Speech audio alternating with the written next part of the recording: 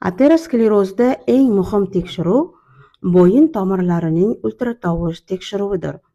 Bu bo'yin tomirlarining ochiqligini baholash uchun eng zarur bo'lgan diagnostika usulidir.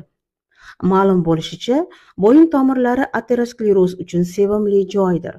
Aterosklerotik blyashkalar, ya'ni qon quyqalari, qon tomirlarining ichini toraytiradi va natijada ishemik insultga, tranzitor ishemik hujumga va chuqur nevrologik kasalliklarga, shu jumladan nogironlikka olib kelishi mumkin.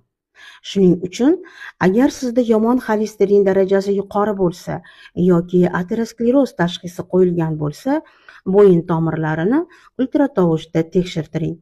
Chunki vaqtida tomirlardagi qon quyqalari aniqlansa, hayotingizga xavf solishi mumkin bo'lgan kasalliklar asoratidan qutulishingiz mumkin. Bu videoni tanishlarga jo'natishni unutmang. Agar sizga foydali bo'lgan bo'lsa, menga obuna bo'ling, like bosing va kommentariyada plus belgisini qoldiring.